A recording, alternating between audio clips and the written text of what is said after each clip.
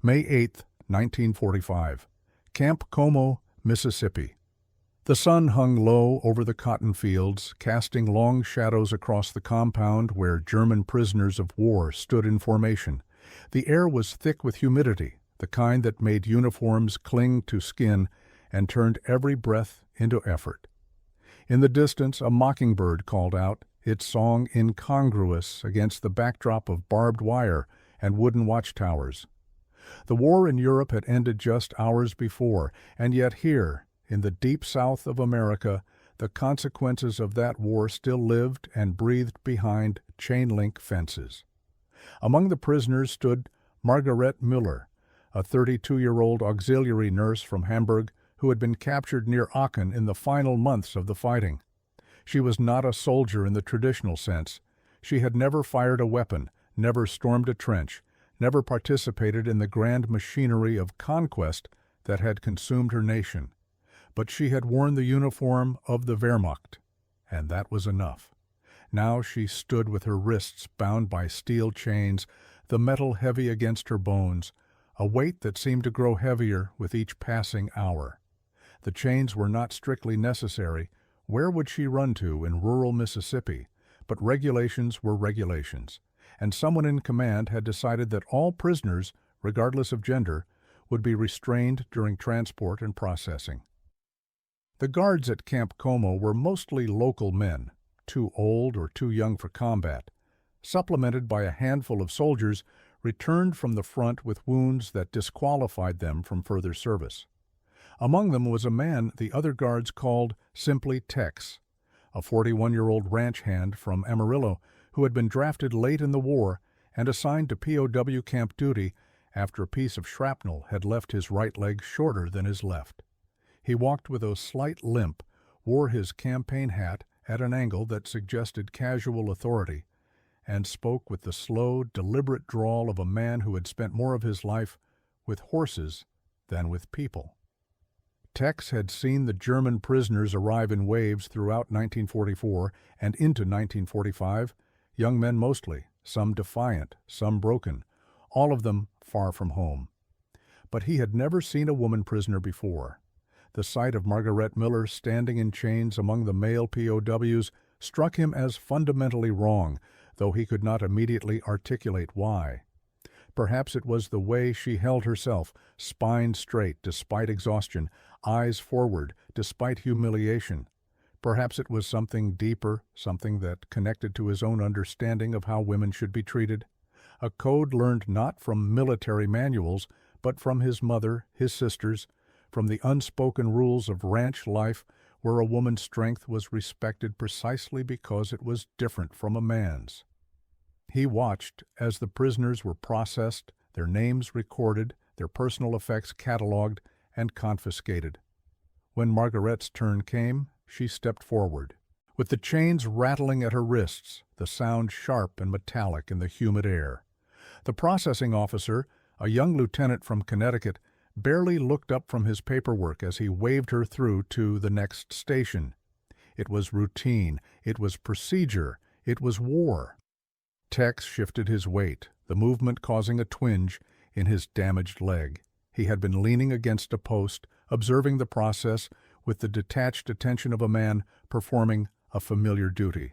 But something in that moment, the sound of those chains perhaps, or the way Margaret stumbled slightly as she walked, the metal links catching on her boot, caused him to straighten. He limped forward, crossing the 15 feet of packed earth between his post and the processing line. Other guards noticed, but said nothing. Tex was known as a quiet man who followed orders, and if he had a reason to intervene, they trusted it was sound. "Ma'am," he said, the word coming out with the soft courtesy that marked him as Southern-born and raised. Margarete turned, surprised to be addressed directly, surprised to be called ma'am at all. Her English was functional but limited, learned in school before the war, and she struggled to understand the thick accent. But the tone was unmistakable. It carried no threat, no mockery, only a kind of fundamental decency. Tex reached for his belt where the small ring of keys hung alongside his canteen. He found the one that fit the standard prisoner restraints, a simple skeleton key that had unlocked hundreds of pairs of handcuffs over the past 8 months. "These ain't necessary," he said, more to himself than to her or to anyone else. "War's over." The conversation around the processing area died. Guards stopped their paperwork. Prisoners stopped their shuffling. Even the mockingbird seemed to pause in its song. In the silence, Tex inserted the key into the lock at Margaret's left wrist. The mechanism clicked. The chain fell away, first from one wrist, then from the other, dropping to the dust with a soft metallic thud that seemed impossibly loud in the stillness. Margaret stood motionless, staring at her freed wrists. The skin there was red and abraded where the metal had chafed. She raised her hands slowly, as if testing whether they still belonged to her, whether this moment was real or some cruel trick. Her eyes, which had been carefully neutral throughout the processing, now filled with tears that she blinked back furiously, unwilling to show weakness, unwilling to show gratitude, unwilling to show anything except the stoic endurance that had carried her through the war. The lieutenant at the processing desk found his voice. "Corporal, those restraints are regulation for—" "War's over, sir," Tex repeated, turning to face the officer. There was no insubordination in his tone, no challenge, only a statement of fact delivered with the confidence of a man who knew the difference between what was legal and what was right. "Heard it on the POW radio this morning. Germany surrendered. This lady ain't a threat to nobody." For a long moment, no one moved. The entire camp seemed suspended in that strange, elastic space between one era and another, between wartime and peacetime, between the logic of conflict and the logic of ordinary human decency. The lieutenant looked down at his papers, then up at Tex, then at Margaret, standing with her freed wrists. He was 23 years old, a graduate of Yale, who had spent the war shuffling papers and following regulations because that was how you stayed out of trouble, how you advanced, how you survived bureaucracy. "Very well," he said finally, his voice tight. "Process her without restraints. Note the exception in the file." The tension broke. Guards returned to their duties. Prisoners resumed their shuffling line. The mockingbird resumed its song. But something had changed in Camp Como that afternoon, something subtle and profound that would ripple outward in ways no one present could fully understand. To comprehend the significance of this moment, a simple act of removing chains from a woman prisoner's wrists, one must understand the vast and complex machinery of America's prisoner-of-war system during World War II, and more specifically, the unprecedented presence of female POWs within that system. Between 1942 and 1945, the United States held approximately 425,000 Axis prisoners of war on American soil, the vast majority of them German. They were housed in over 500 camps spread across 46 states, from the wheat fields of Kansas to the pine forests of Maine, from the desert compounds of Arizona to the bayous of Louisiana. It was the largest POW population ever held by the United States, an administrative and logistical challenge that required the construction of entire cities behind barbed wire, complete with their own hospitals, schools, theaters, and workshops.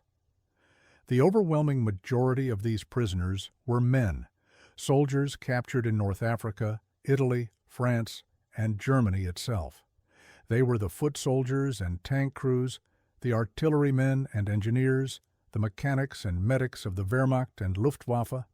They arrived in America expecting at best harsh treatment and brutal conditions, the same treatment they had been told by their officers that they would receive if captured by the Americans.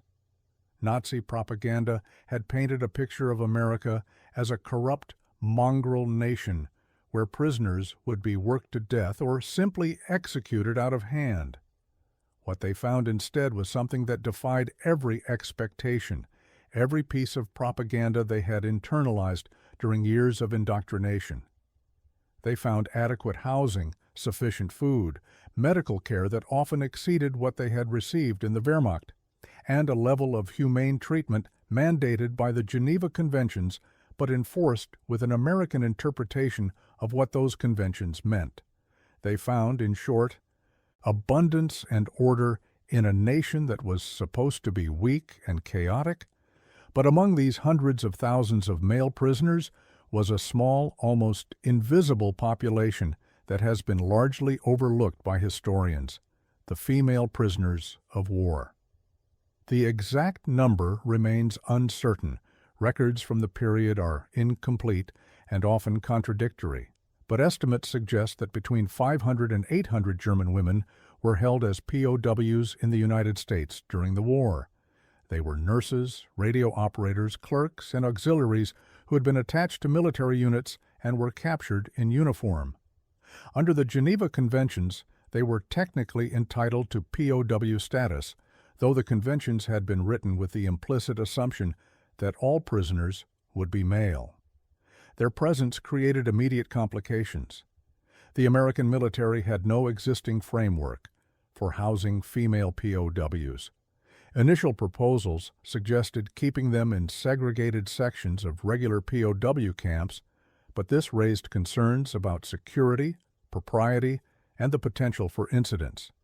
Eventually, several small facilities were designated specifically for female prisoners: Camp Ruston in Louisiana, Camp Como in Mississippi, and portions of Fort Oglethorpe in Georgia among them. These camps held dozens rather than thousands, small populations that required the same administrative apparatus as the major camps, but received far less attention and fewer resources. The women in these camps occupied a strange liminal space. They were soldiers, yet they were women. They were prisoners, yet they were afforded certain courtesies that their male counterparts were not. They were Germans, yet they were housed in a nation that still held, despite all the changes wrought by war, certain fundamental assumptions about how women should be treated. The clash between these categories, soldier, woman, prisoner, lady, enemy, guest, created tensions that manifested in ways both subtle and profound. Margaret Miller's journey to Camp Como had begun in the smoking ruins of Aachen in October 1944. She had been a nurse with the 116th Panzer Division, working in a field hospital that had been set up in the basement of a partially destroyed school. When American forces encircled the city, the hospital had continued operating even as the battle raged above them, treating wounded from both sides as supplies dwindled and the ceiling shook with each artillery strike. The end had come suddenly. American infantry had appeared at the hospital entrance, weapons raised, shouting orders in English that most of the medical staff could not understand. The senior German doctor had raised his hands in surrender, indicating the Red Cross armband he wore. The Americans had been professional, almost apologetic, as they secured the building and began cataloging prisoners. Margareta, along with 6 other nurses, had been separated from the male POWs and taken to a separate holding area. From Aachen, she had been transported to Cherbourg, then loaded onto a Liberty ship bound for New York. The crossing had taken 14 days, the ship pitching through North Atlantic storms, while the female prisoners huddled in a converted cargo hold, sharing space with crates of captured German equipment. In New York, they had been processed at a facility on Staten Island, then loaded onto trains for transport to various camps throughout the South. Margaret's group, 4 nurses and 2 Signal Corps auxiliaries, had been assigned to Camp Como, arriving in late November 1944 to a camp that was still being prepared to receive them. The months that followed had settled into a monotonous routine. The female prisoners were housed in a separate compound within the larger camp, surrounded by additional fencing that created a buffer zone. They were not required to work, unlike their male counterparts, who labored in nearby cotton fields and lumber mills. Instead, they spent their days in a kind of enforced idleness, reading what few German books the camp library contained, writing letters that were heavily censored, playing cards, and waiting. waiting for the war to end, waiting to go home, waiting for their lives to resume in some form they could recognize. The chains had been introduced in March 1945 after an incident at another camp where a female prisoner had allegedly attempted to escape. The order had come down from command. All female POWs were to be restrained during any movement outside their designated compound, including transport, medical appointments, and processing. It was a blanket policy, applied uniformly regardless of individual circumstances or behavior. Margaret had worn the chains during 3 separate trips to the camp dentist, had worn them during a transfer interview in April, and was wearing them now during post-surrender processing. The metal had chafed her wrists raw within the first hour. She had tried wrapping cloth around the restraints to cushion them, but the guards had removed the cloth, citing regulations. So she had learned to move carefully, to hold her wrists in a position that minimized the friction, to ignore the pain as just another indignity in a long series of indignities that began when she had put on a uniform and followed her nation into war. Tex had grown up on a ranch outside Amarillo in the 1920s, a childhood defined by horses, cattle, and the vast empty spaces of the Texas Panhandle. His father had been a ranch hand, his grandfather before him, a lineage of men who worked with animals and understood that respect was earned through consistency and fairness, never through cruelty. By the time Tex was 8 years old, he could rope a calf, break a young horse to saddle, and read weather patterns in the color of the morning sky. He had also learned from his mother and from the other ranch women a code of conduct regarding how men should treat women. It was not the formal chivalry of Southern aristocrats, not the elaborate courtesies of drawing rooms and cotillions. It was something more fundamental and practical. You did not swear in front of women, you removed your hat indoors, you offered your seat, you carried heavy loads, you defended their honor and their safety without expectation of thanks. It was not about women being weak. Ranch women were often stronger than the men in ways that mattered, but about recognizing and respecting difference. When Tex had been drafted in 1943 at age 39, he had reported dutifully despite being older than most recruits. The military had initially assigned him to cavalry units, recognizing his skills with horses, but the Army was rapidly mechanizing and had little use for mounted soldiers. After basic training, he had been transferred to an infantry unit preparing for deployment to Europe. Then, during a training exercise in Georgia, a malfunctioning artillery simulator had sent shrapnel tearing through his right calf, severing nerves, and leaving him with a permanent limp that made him unsuitable for combat duty. Instead of being discharged, he had been reassigned to the Prisoner of War Operations Command and sent to Camp Como in Mississippi. The work was not difficult. It consisted mostly of standing guard, maintaining perimeter security, and escorting work details to and from the fields. The German prisoners were generally compliant, almost docile. After years of propaganda promising them that American captivity would mean torture and death, they had instead found 3 meals a day, clean barracks, and treatment that exceeded what many of them had received in their own army. Tex had observed this transformation with quiet interest. He watched young German soldiers, initially defiant and rigid with Nazi ideology, gradually relax as they realized they would not be shot, starved, or beaten.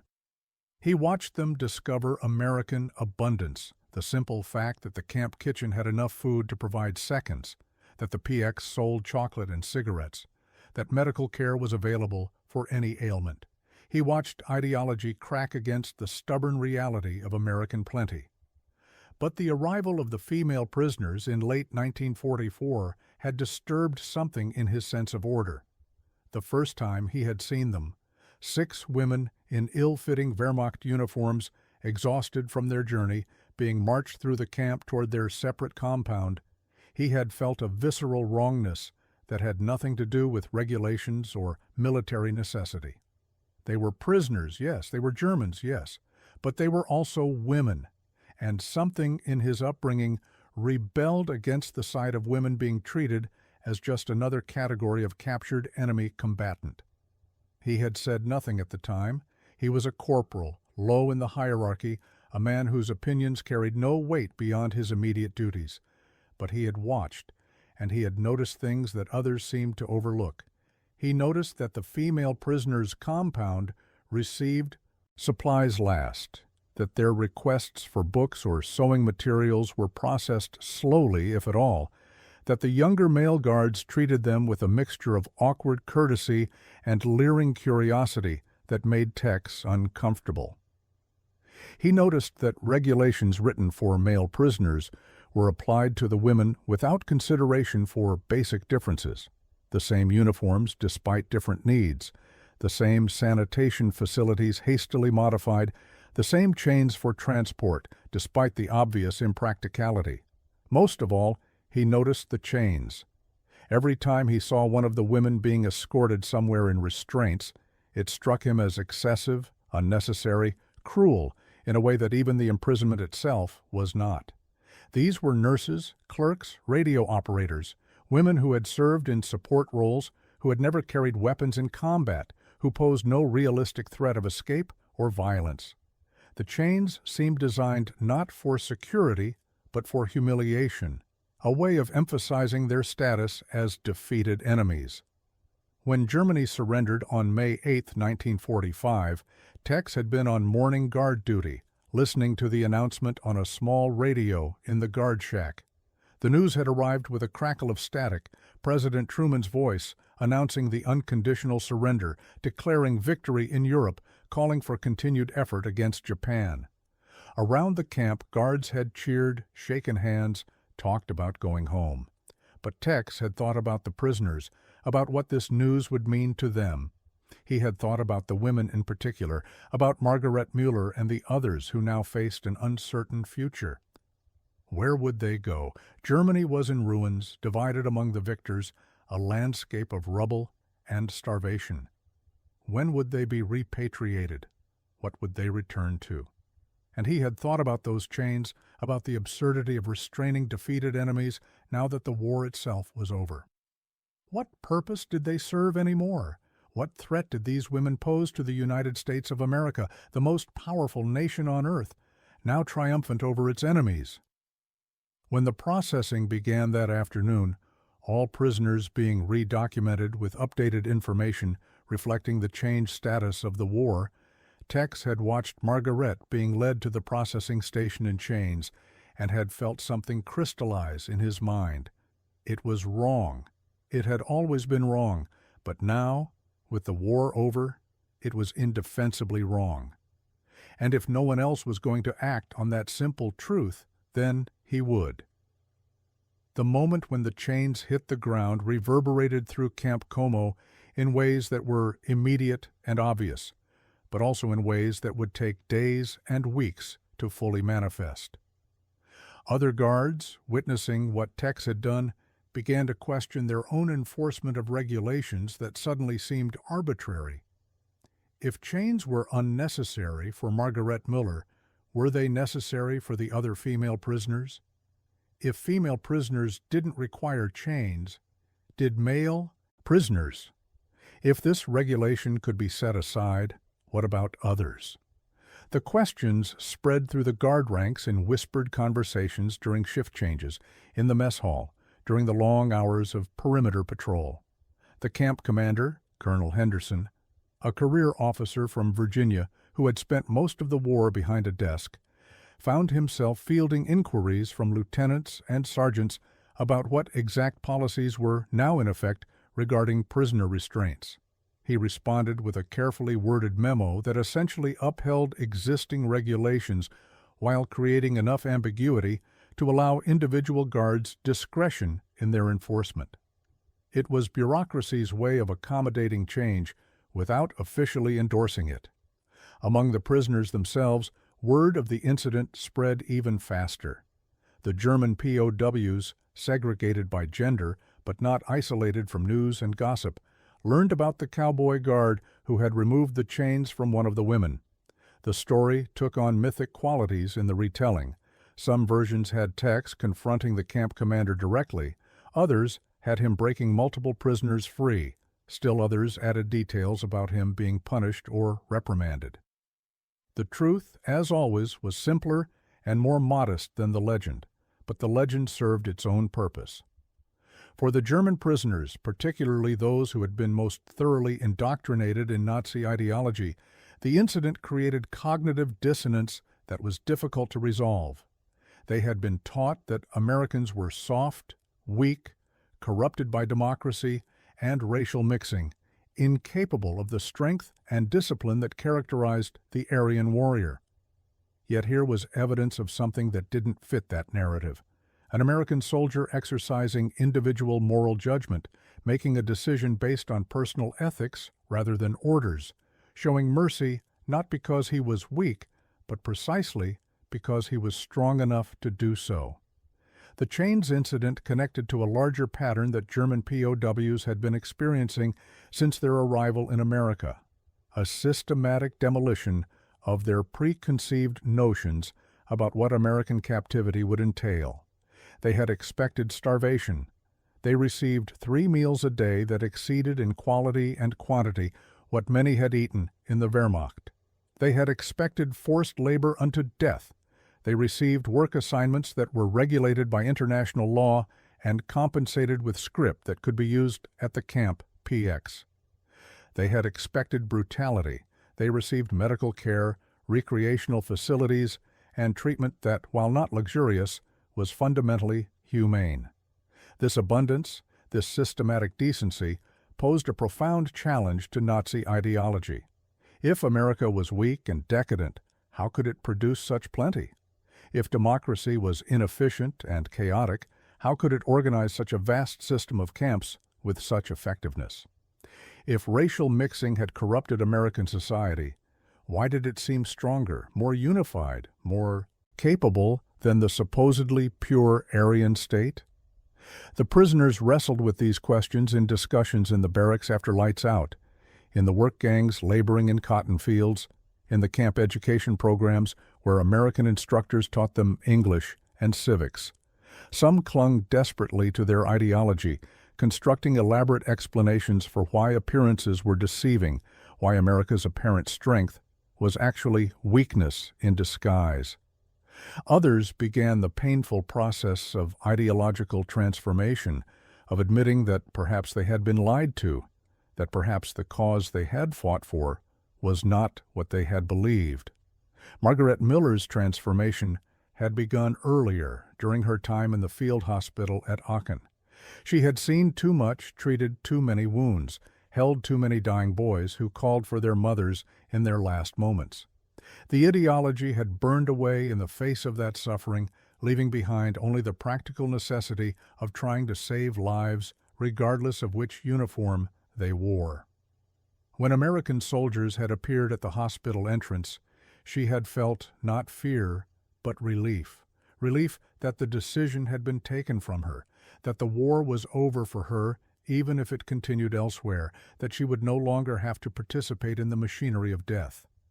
But the chains had brought back some of the fear and resentment. They had transformed her from a person into a thing, from a nurse into a prisoner, from a woman into an enemy, to be restrained and controlled. When Tex had removed them, he had not just freed her wrists. He had returned to her a measure of dignity, had acknowledged her humanity in a way that transcended national allegiances and military hierarchies. That evening, after processing was complete, and the prisoners had been returned to their compounds, Margaret sat in the barracks she shared with 5 other women and examined her wrists. The abraded skin was red and tender, the pattern of the chain links still visible in the flesh. She had washed the wounds carefully, applied salve from the small medical kit they were permitted to keep, and wrapped them in clean cloth. But it was not the physical pain that occupied her thoughts. She kept replaying the moment in her mind, the sound of the guard's boots approaching, the word "ma'am" spoken with such simple courtesy, the feel of the chains falling away. She had not thanked him, had not known how to thank him, had not been sure if thanking him was appropriate or safe. but she wanted him to know that she understood what he had done, that it mattered, that in a world that had been defined by cruelty and destruction, his small act of decency stood out like a candle in darkness. One of the other women, Anna, a radio operator from Dresden, sat down beside her. "They're saying the cowboy might be punished," she said in German, "for breaking the rules."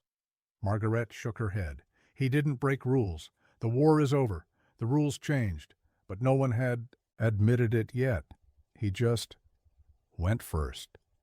Anna considered this. "Do you think they'll all be like him, the Americans?" "I don't know," Margaret admitted, "but I think they might be different from what we were told.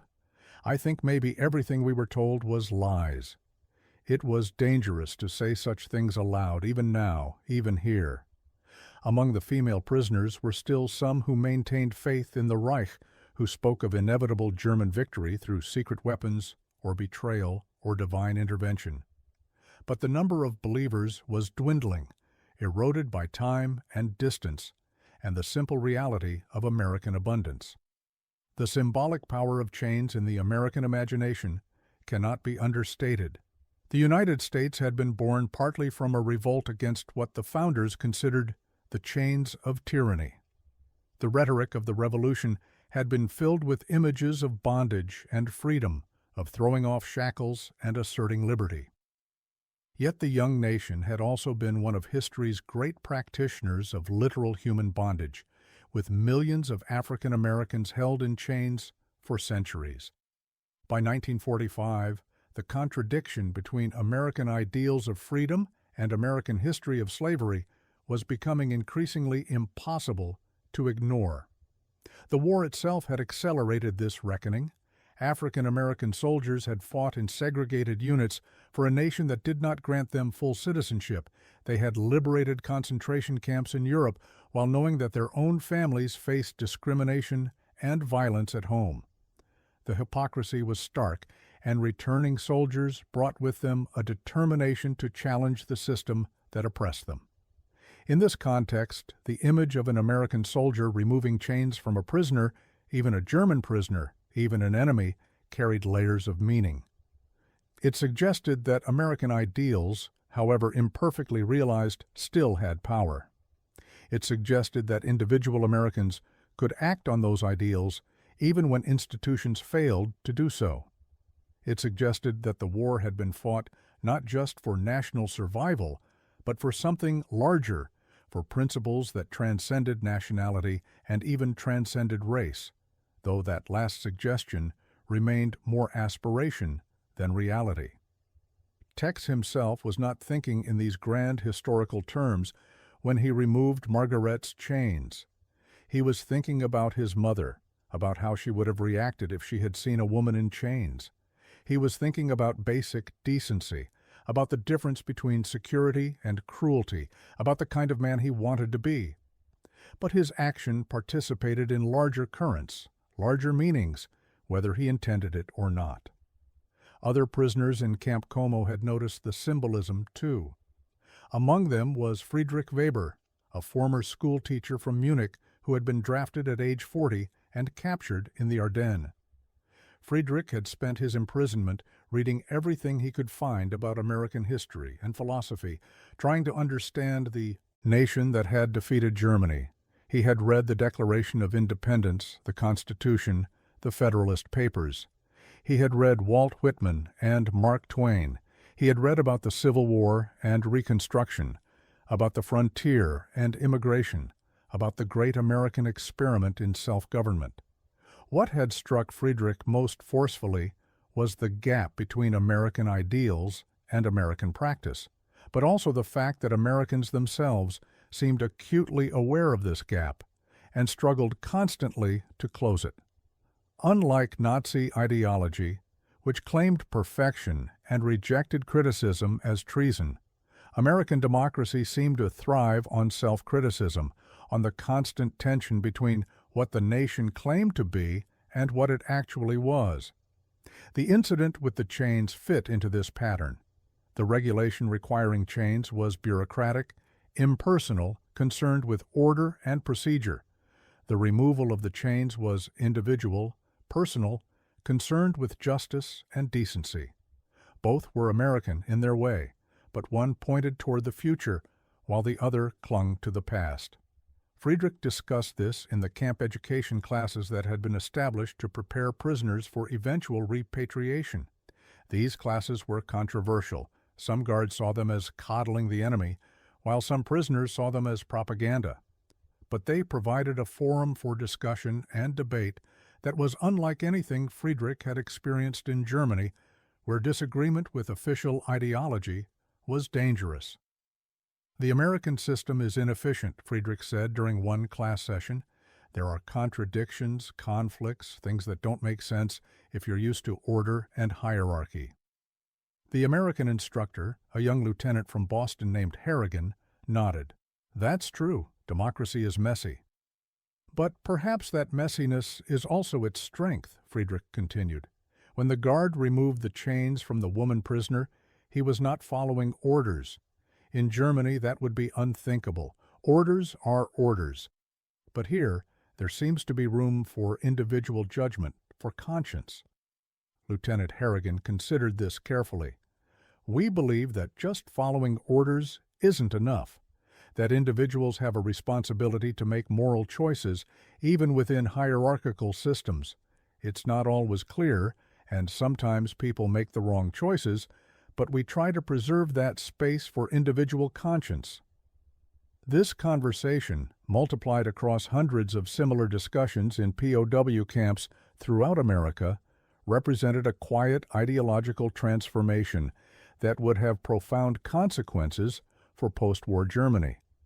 The prisoners who were learning about democracy, who were experiencing American abundance firsthand, who were being treated as human beings rather than enemies, these men would return to Germany and help build its post-war democratic institutions.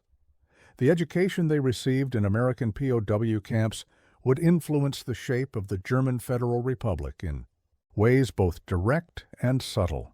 But such grand historical consequences were far from anyone's mind on that May afternoon in Camp Como. In the immediate aftermath of the chains incident, what mattered most was the atmosphere in the camp, the subtle shift in how guards and prisoners interacted. The event had created a moment of possibility, a suggestion that the rigid categories of war, guard and prisoner, victor and vanquished, friend and enemy, might be more permeable than they seemed. 3 days after the chains incident, Tex was called to Colonel Henderson's office. He limped across the compound, expecting reprimand, possibly formal discipline.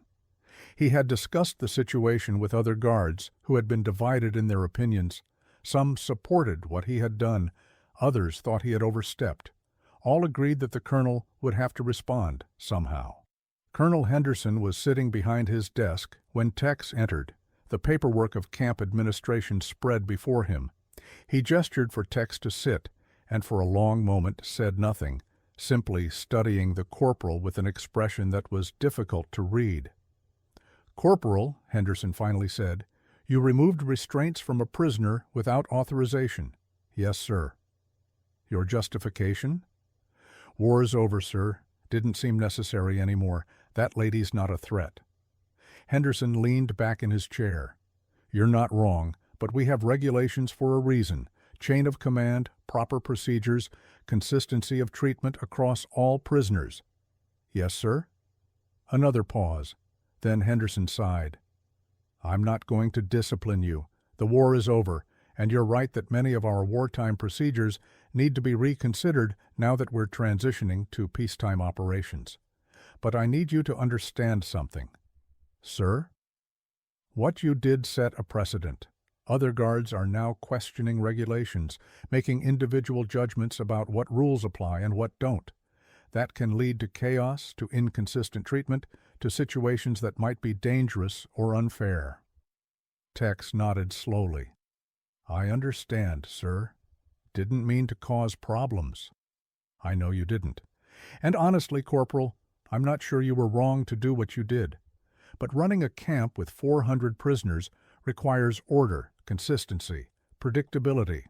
It requires that guards follow procedures even when those procedures might not make sense in individual cases. So what happens now, sir? Henderson shuffled some papers on his desk. I'm issuing new guidance on prisoner restraints, effective immediately. Chains will no longer be used for female prisoners during routine movements within the camp. They'll be reserved for genuine security threats and for transport off camp property. Which is what should have been policy all along, frankly, but bureaucracy moves slowly. Tex felt a wave of relief. That seems right, sir. It is right. But, Corporal, in the future, if you see a policy that seems wrong, come to me first. Don't just act on your own authority. That's how you work change in a system without breaking the system itself. Yes, sir. Understood. Henderson stood, extending his hand. Tex stood as well, shaking the colonel's hand, surprised by this gesture of respect. You're a good man, Corporal, the kind of soldier we need now as we transition from war to peace. Dismissed. Tex limped back across the compound, processing what had happened. He had expected punishment and had instead received something like approval, or at least understanding. The colonel's point about working within the system made sense. You couldn't have every guard making individual decisions about what rules to follow. But at the same time, sometimes the system needed a push, needed someone to step forward and point out that the emperor was wearing no clothes, that a policy had outlived its usefulness.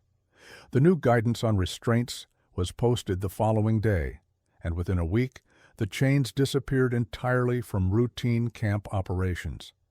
Female prisoners moved through the camp without metal at their wrists, and the change seemed to ripple outward, softening the atmosphere, making the inevitable daily interactions between guards and prisoners slightly more human, slightly less adversarial. Margaret noticed the change immediately. For the first time since her capture 7 months earlier, she could walk from her barracks to the camp hospital for sick call without the weight and humiliation of chains. It was a small thing. She was still a prisoner, still behind barbed wire, still separated from home by an ocean and by the vast destruction of war, but it mattered. Small dignities accumulated into something larger, into a sense that she was still a person, that her humanity was recognized even by her captors. She sought out Tex several times over the following weeks, wanting to thank him but never finding the right moment or the right words. Their interactions were necessarily limited. Guards were not supposed to fraternize with prisoners, and the language barrier made communication difficult. But twice they passed each other in the compound, and each time he touched the brim of his hat in a small gesture of acknowledgement, and each time she nodded back, and something was communicated in that minimal exchange that required no words. The summer of 1945 brought intense heat to Mississippi, temperatures that climbed above 100 degrees, and humidity that made the air feel thick enough to swim through. The war in the Pacific continued, though everyone knew it was entering its final phase. In August, the atomic bombs fell on Hiroshima and Nagasaki, and Japan surrendered, and suddenly the war that had consumed the world for 6 years was over, completely over, everywhere. In Camp Como, the mood shifted from waiting to anticipating. The prisoners knew they would be going home eventually, though the logistics of repatriating hundreds of thousands of POWs would take years to organize. Some looked forward to return eagerly, despite knowing that Germany was in ruins, occupied, transformed beyond recognition. Others dreaded it, having heard reports of starvation, of cities reduced to rubble, of a population shell-shocked and desperate. The female prisoners faced particular uncertainties. What would they return to? Many had family in Soviet-occupied zones, regions that were effectively SEAL. Retrique continued off from the west. Some had lost everything in the bombing campaigns that had reduced German cities to ash and broken stone.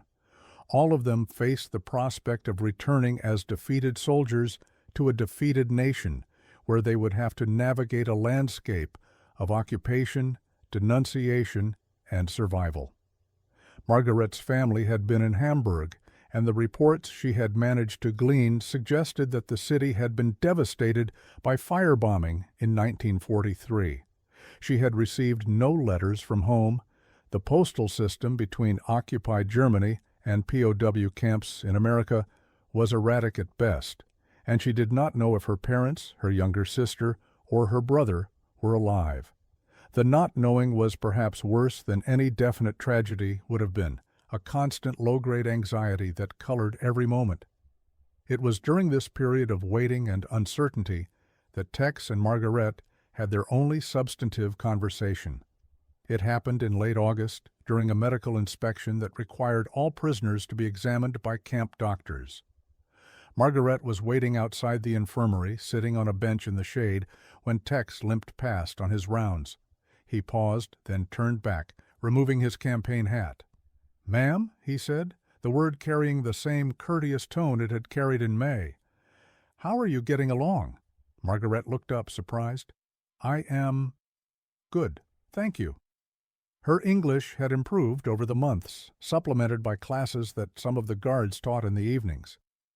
Tex shifted his weight, favoring his good leg. "Heard you'll be shipping out soon, back to Germany." "Yes, maybe October, they say, maybe later." "What will you do when you get back?" It was a question she had been asking herself constantly, turning over possibilities and finding none that offered much hope. "I do not know. Hamburg is destroyed, they say. My family, I do not know if—" She trailed off, unable to complete the thought. Tex nodded slowly, understanding without need for elaboration. "That's hard, not knowing." "Yes." She paused, then found courage to say what she had wanted to say for months. "Thank you for removing—" She gestured at her wrists, where the scars from the chains had faded, but not disappeared entirely. "Wasn't right," Tex said simply. "War was over, didn't make sense anymore, treating you like that." "In Germany," Margaret said carefully, "a soldier would not do this, would not go against the orders. You could be punished." "Could have been punished here too," Tex admitted. "But sometimes you gotta do what's right, even if it ain't by the book. My mama taught me that. You treat people decent, especially women, especially when they can't defend themselves. That's just how you're supposed to be." The simplicity of his moral framework struck Margaret powerfully. There was no ideology here, no grand theory of politics or race or national destiny. Just a basic code of conduct learned on a Texas ranch, applied in a Mississippi POW camp, effective because it was rooted in fundamental human decency rather than abstract principles. "I will remember this," she said quietly. "When people ask me about America, about the war, I will tell them about the cowboy who took away the chains. I will tell them that Americans can be kind." Tex looked uncomfortable with the praise. "Wasn't trying to be kind, ma'am. Was just trying to be fair." But in that distinction between kindness and fairness, between mercy and justice, lay something important about the American character, or at least about the ideal of the American character. The best Americans, the ones who truly embodied the nation's founding principles, did not see compassion as weakness or fairness as sentimentality. They saw both as strength, as the practical application of values that made civilization possible. The conversation ended when the nurse called Margaret's name for her examination. She stood, nodded to Tex with a formality that carried genuine respect, and walked into the infirmary. Tex watched her go, then continued his rounds, thinking about Hamburg in ruins and families separated, and the vast machinery of destruction that war had unleashed. He thought about his own home in Amarillo, about his mother and sisters who had worried about him through his service, about the small ranch that would still be there when he was finally discharged. The contrast was stark and troubling. America had emerged from the war stronger than it had entered it, its industrial capacity enhanced, its military unmatched, its territory untouched by enemy bombs. Germany had been utterly destroyed, its cities rubble, its population traumatized, its future uncertain. The same war had produced opposite outcomes, and Tex understood, in a way that required no sophisticated political analysis, that this asymmetry of suffering carried moral implications. In September 1945, a photographer from Life magazine visited Camp Como as part of a larger story on the POW system in America. He photographed the work details in the cotton fields, the camp mess hall, the recreational facilities where prisoners played soccer and volleyball. He photographed the female prisoners' compound, though with more restraint than he showed with the male prisoners. There was still a sense that photographing women POWs required a certain delicacy, a recognition that they were not quite the same as their male counterparts. The photographer heard about the chains incident and asked to interview Tex. The interview took place in the camp commander's office with Colonel Henderson present to ensure that nothing inappropriate was discussed. Tex was uncomfortable being photographed, uncomfortable being interviewed, uncomfortable with the attention. But he answered the questions honestly, in his slow drawl, explaining what he had done and why. War was over, he said to the reporter. Seemed like the rules ought to change when the situation changed. That lady wasn't a threat. None of those women were threats. Keeping them in chains was just unnecessary. The reporter, a young man from Chicago named Morrison, pressed for more detail. But you took a risk, acting without authorization. What if you'd been court-martialed? Tex shrugged. Would have been worth it. Some things are more important than following every regulation to the letter. My mama always said, do right even when it costs you. Figured that applied here. The photograph that eventually appeared in Life, not prominently, but buried several pages into the article, showed Tex standing beside the prisoner compound fence, campaign hat pushed back on his head, his lined face serious but not stern. The caption read, CPL, Tex Miller removed restraints from female German POW on VE Day, explaining war was over, didn't make sense anymore. His action led to policy changes throughout camp system. The article had limited impact. By late 1945, Americans were tired of reading about the war, eager to move forward into peacetime prosperity. But a few readers noticed and remembered. Among them was a professor at Columbia University named Samuel Eisenberg, who was beginning research on what would eventually become a comprehensive study of the American POW system. He filed the article away, made notes, and years later would track down both Tex and Margaret to interview them for his book. But that was far in the future. In the autumn of 1945, what mattered was the slow process of repatriation, of sending the prisoners home to whatever awaited them in defeated Germany. The process began in October, with the healthiest prisoners being loaded onto trains for transport to East Coast ports. The female prisoners would go later in smaller groups, their repatriation complicated by questions about which zone they would return to and what provisions would be made for their safety during the journey. Margaret's group was scheduled to depart in late November. As the date approached, she felt a mixture of anticipation and dread.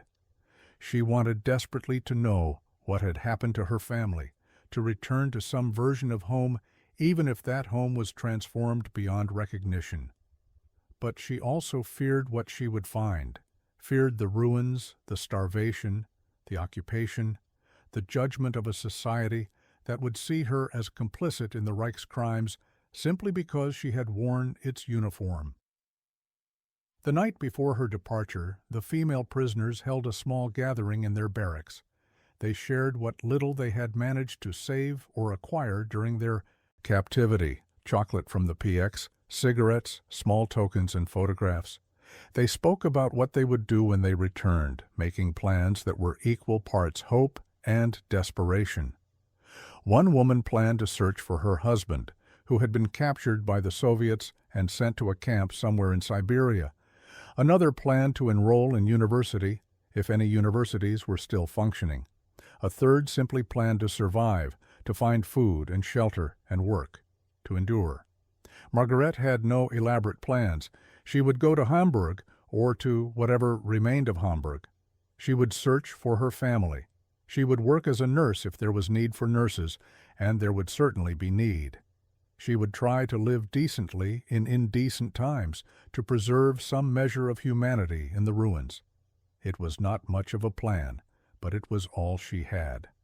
The following morning, she and 11 other women were loaded onto a truck for transport to the train station. The truck passed through the main section of Camp Como, and Margaret looked out at the compound that had been her home for nearly a year. She saw the barracks, the guard towers, the fences that had defined the boundaries of her world. She saw guards going about their duties, prisoners working in the camp gardens, the routine operations of a system that had held hundreds of thousands of men and women far from home. And she saw Tex standing near the main gate, apparently waiting for the truck to pass. As it approached, he straightened, removed his campaign hat, and held it over his heart in a gesture that was both farewell and salute. Margaret raised her hand in acknowledgment, a wave that carried more meaning than any words could have conveyed. Then the truck passed through the gate, and Camp Como disappeared behind her, and that chapter of her life was closed. The journey back to Germany took 3 weeks. The ship that carried Margaret and several hundred other prisoners across the Atlantic was a former troop transport, its holds now filled with defeated enemies rather than triumphant liberators. The crossing was rough, winter storms making the ship pitch and roll, but it was faster than the outbound journey had been and felt less like imprisonment than like exile. They landed at Bremerhaven in mid-December 1945 in a Germany that bore almost no resemblance to the nation Margaret had left. The port was a landscape of destruction, bombed-out buildings, craters, rubble pushed into vast piles that lined the streets. The people looked hollow-eyed and thin, wearing whatever clothing they could scavenge, moving through the ruins with the mechanical efficiency of those who had learned to function despite trauma. The repatriation center processed them quickly and without ceremony. They were given basic identity documents, a small amount of occupation currency, and directions to displaced persons camps where they could seek assistance. Then they were released into the ruins, no longer prisoners, but not yet. Fully free, citizens of a nation that no longer existed in any recognizable form. Margaret made her way to Hamburg over the course of 3 days, traveling by foot and by hitchhiking on military vehicles, sleeping in church basements and displaced person shelters. When she finally reached the city, or what remained of it, she stood at the edge of the Altstadt and wept. Entire neighborhoods had been erased. The great churches were skeletal ruins. The harbor district was a wasteland of twisted metal and blackened stone. It was worse than she had imagined, worse than the reports had suggested, worse than anything she had prepared herself to face. She found her family's apartment building reduced to rubble. Neighbors told her that her parents had been killed in the firebombing of July 1943. They had refused to go to the public shelters, had believed that their basement would be sufficient protection, and had been wrong. Her sister had survived the bombing but had died of typhus in the winter of 1944, one of thousands who had succumbed to disease in the unsanitary conditions of the destroyed city. Her brother had been killed on the Eastern Front in 1943. His body never recovered, his death confirmed only by a terse notification from the Wehrmacht. She was alone. The war had taken everything, her family, her home, her nation, her future. She stood in the ruins of Hamburg and understood that whatever life she would build from this point forward would have to be constructed from nothing, from ash and rubble, and the determination to somehow continue despite everything. But she also carried with her the memory of Camp Como, of the abundance and order and fundamental decency she had experienced there. She carried the memory of the cowboy guard who had removed her chains, who had treated her with respect when he had no obligation to do so, who had shown her that even in the midst of war, humanity could persist. These memories were not enough to compensate for her losses. Nothing could do that. But they provided a kind of foundation, a reminder that civilization was possible, that people could choose kindness even when circumstances encouraged cruelty. She found work at a makeshift hospital that had been established in a partially intact school building. The conditions were primitive: limited supplies, no electricity, inadequate heating, patients suffering from malnutrition and disease and injuries that would have been easily treatable in normal circumstances. But it was work, it was purpose, it was a way of being useful in the ruins. She worked 16-hour days, sleeping on a cot in the hospital basement, eating whatever meager rations were available, slowly learning to function in this new reality. The occupation forces, British in Hamburg's sector, were not cruel, but they were distant, bureaucratic, overwhelmed by the scale of the humanitarian catastrophe they were trying to manage. Margaret dealt with them as necessary, filling out endless forms, standing in endless queues, navigating the maze of regulations and restrictions that governed occupied Germany. She learned to be patient, to be persistent, to accept that the world had changed in fundamental ways and would not return to what it had been. In the evenings, when work was finished and she lay on her cot unable to sleep, she thought about America. She thought about the cotton fields of Mississippi, about the abundance of the camp mess hall, about the simple fact that in America even prisoners had been fed adequately. She thought about the guards who had been young men doing their duty, not particularly cruel, but not particularly sympathetic either, except for the one who had been different, who had seen her as a person rather than just a prisoner. She thought about what Tex had said: "Some things are more important than following every regulation to the letter." In Germany, such thinking had been dangerous, subversive, practically treasonous. The entire edifice of the Nazi state had been built on obedience, on following orders, on suppressing individual judgment in favor of collective will. And where had that led? To ruins, to genocide, to a war that had consumed millions of lives and achieved nothing except destruction. Perhaps there was another way, perhaps the American way, messy, inefficient, contradictory, but allowing space for individual conscience, was actually stronger than the German way had been. Perhaps a system that permitted a guard to remove chains because it was the right thing to do, even if it violated regulations, was ultimately more resilient than a system that demanded absolute obedience. These thoughts were dangerous in occupied Germany, where many people still clung to the remnants of Nazi ideology, where denazification was proceeding slowly and imperfectly, where the temptation to blame defeat on betrayal rather than on the fundamental wrongness of the cause remained strong. But Margaret held on to them, shaped by them, began to see them as the foundation for whatever future Germany might build from its ruins. Tex was discharged from the Army in January 1946 and returned to Amarillo.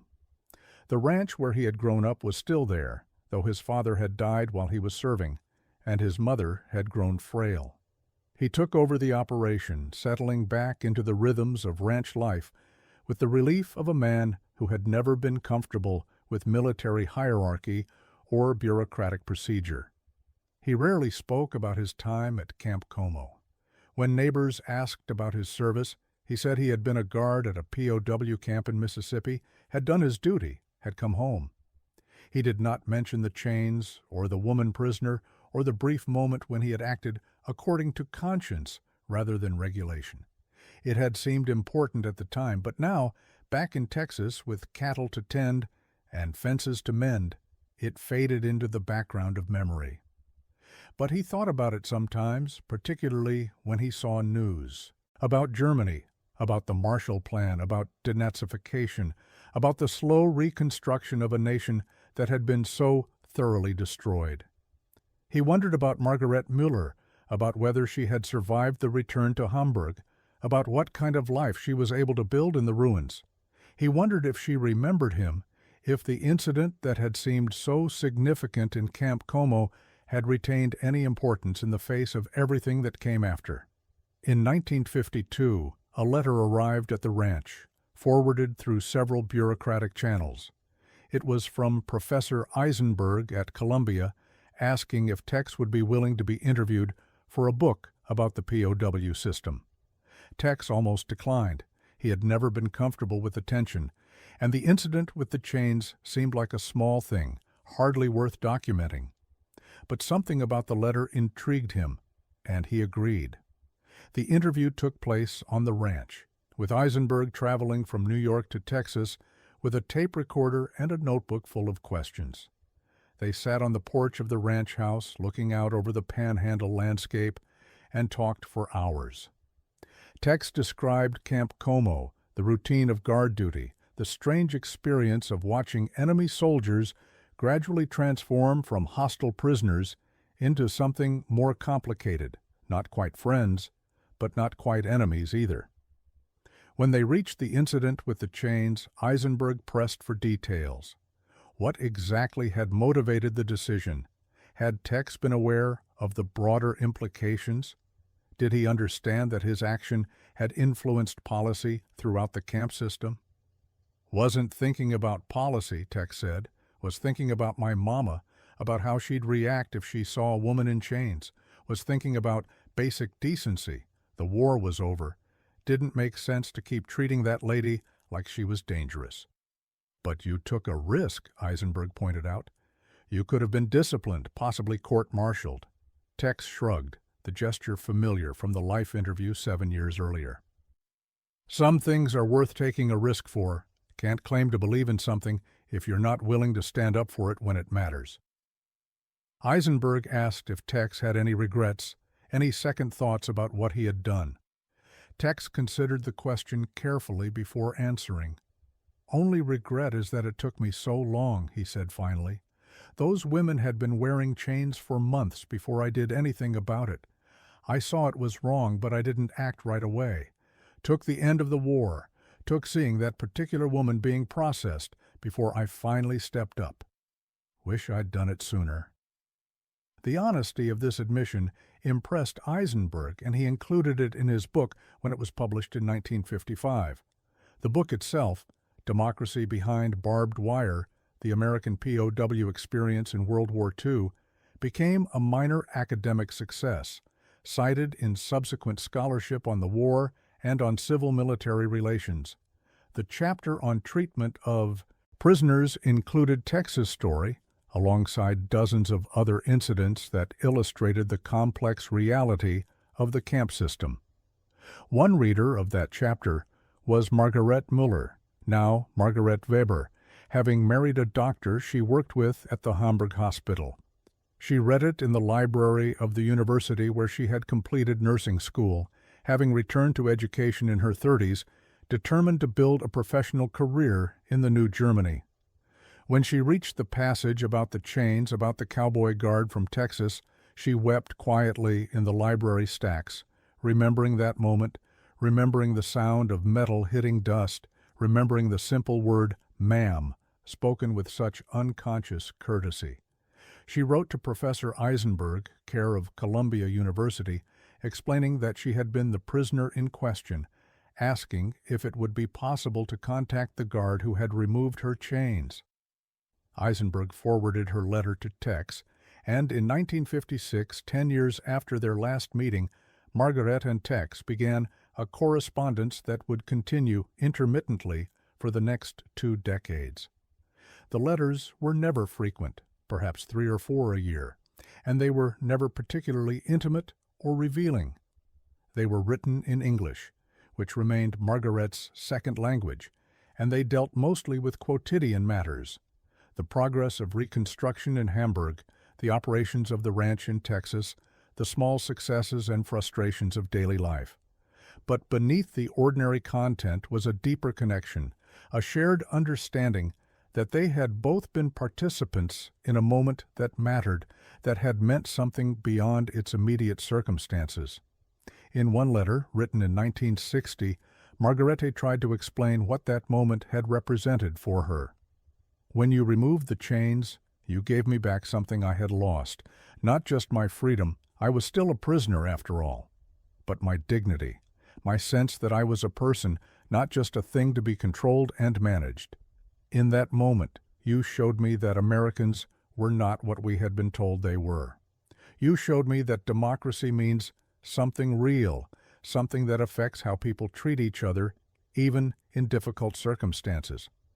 I carried that knowledge back to Germany, and it has shaped how I think about what kind of country we should build from the ruins. So thank you, not just for me, but for what you represented. Tex's response was characteristically brief and uncomfortable with praise. Glad it meant something to you. Didn't seem like much at the time, just doing what seemed right. But if it helped you get through those hard years after the war, then I'm grateful I did it. Hope you and your husband are doing well. Hope Germany is healing. Things can get better if people try to treat each other decent. The symbolic resonance of the Chains incident extended beyond the personal connection between Tex and Margaret. In the post-war years, as scholars and historians began to examine the American POW system, the story became a touchstone in debates about how the United States had treated its wartime prisoners and what that treatment revealed about American values. Some scholars argued that the American POW system had been too lenient, that German prisoners had been coddled while American soldiers suffered in German and Japanese camps. They pointed to the comfortable conditions, the adequate food, the recreational facilities, and asked whether America had been too soft, too willing to extend generosity to those who had not earned it. Others argued that the system had been appropriately humane, that America's treatment of POWs had been one of the war's moral victories, a demonstration that democratic values could be maintained even under the pressures of total war. They pointed to incidents like the Chains removal as evidence that individual Americans, acting on their own initiative, had upheld principles that transcended military necessity. The truth, as always, was more complicated than either narrative allowed. The POW system had been neither perfectly humane nor vindictively cruel. It had been a vast bureaucracy, trying to manage an unprecedented situation with limited resources and imperfect understanding. Within that system, individual guards and administrators had made choices that ranged from generous to harsh, from thoughtful to arbitrary. The system's overall character had been shaped by the accumulated weight of those individual choices and by the values that informed them. What made Tex's action significant was not that it was unique. Other guards made similar choices throughout the war, but that it was documented, remembered, and interpreted as emblematic of something larger. It became a story that people told when they wanted to illustrate what American democracy meant in practice, when they wanted to show that individual conscience still mattered, even within military hierarchies. In 1975, as America struggled with the aftermath of Vietnam and questioned its own moral standing, the Chains incident gained renewed relevance. A documentary filmmaker making a series about World War II traveled to Texas to interview Tex, now 71 years old and still operating the ranch. The interview was included in the final episode of the series, which focused on how Americans had treated enemy prisoners during the war. By this time, Tex was less comfortable with the attention than he had been in earlier years. Vietnam had complicated his understanding of military service, had raised questions about when obedience was required and when conscience should prevail. Young men had fled to Canada rather than fight in what they saw as an unjust war. Some had been called cowards, others had been called heroes. Tex was not sure which label was appropriate or whether the situation in Vietnam was comparable to his experience in World War II. "Different war," he said to the filmmaker. "In my war, we knew who the enemy was, knew what we were fighting for. These boys now, they're not so sure. Can't blame them for asking questions, for wondering if their orders are right, But I can't say whether they should follow their conscience or follow orders. That's something every man has to decide for himself. The filmmaker asked if Tex regretted removing the chains, given how the story had been used and interpreted over the years. Tex considered the question for a long time before answering. "No regrets," he said finally. "Did what seemed right at the time. If people want to make it into something bigger, into some kind of symbol, that's their business. But for me it was simple. War was over, chains weren't necessary, so I took them off. Would do the same thing tomorrow if the situation called for it." Margaret died in 1982 at the age of 69 of complications from pneumonia. She had lived to see Hamburg rebuilt, to see Germany transformed from ruins into an economic powerhouse, to see her children grow and prosper in a democracy that would have been unimaginable in the Germany of her youth. Her obituary in the Hamburger Morgenpost made no mention of her service in the Wehrmacht or her time as a prisoner of war. Those were chapters she had not discussed publicly, though her family knew the stories. When Tex learned of her death, through a letter from her husband, he sat on his porch and remembered that May afternoon in Camp Como, the sound of chains falling to dust, the look in her eyes as she realized she was free of the metal. He remembered the mockingbirds singing, the humidity, the strange suspended moment when the entire camp seemed to hold its breath. He remembered thinking that it was a small thing, hardly worth noting, just a matter of basic decency applied in circumstances that called for it. He had been wrong about it being small. Over the years, through letters and occasional phone calls, he had come to understand that the moment had mattered profoundly to Margaret, had shaped how she thought about democracy and human dignity and the possibility of building something better from ruins. If nothing else in his life had significance, and he did not think this was true, but if it were, then that moment would be enough. That moment, and the choice it represented, and the values it expressed. Tex himself died in 1987 at the age of 83, peacefully in his sleep after a day spent riding fence lines on the ranch. His obituary in the Amarillo Globe-News mentioned his service at Camp Como briefly, noting that he had been a guard at a POW camp during the war. It did not mention the chains. That story remained mostly unknown locally, remembered primarily by scholars and historians who studied the American POW system, by those who read Eisenberg's book or saw the 1975 documentary. But the story persisted, passed down through academic literature and documentary film, occasionally resurfacing when America needed to remind itself of what its values meant in practice.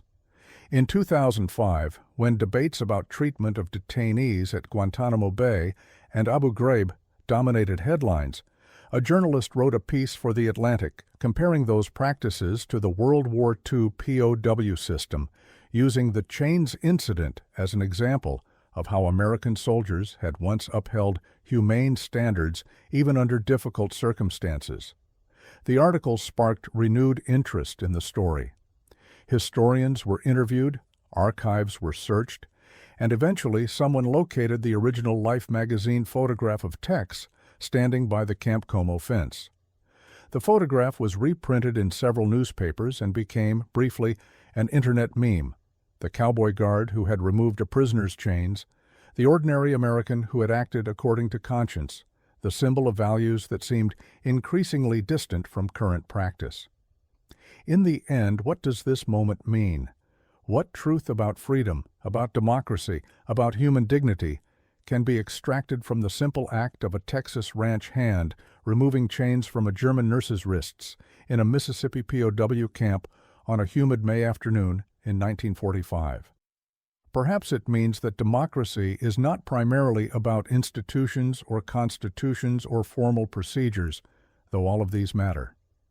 Perhaps democracy is primarily about how individuals treat each other when they have power and could abuse it, but choose not to.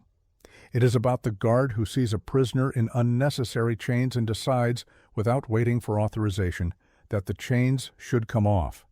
It is about the space that democratic systems try to preserve for individual moral judgment, for conscience, for the recognition that following orders is not always enough. Perhaps it means that abundance and strength create possibilities for mercy that scarcity and weakness do not. America in 1945 could afford to treat its prisoners well because it was winning, because it had more than enough resources to feed and house and care for hundreds of thousands of captives while also supporting the largest military campaign in history. That abundance made certain kinds of decency possible, though it did not make them inevitable.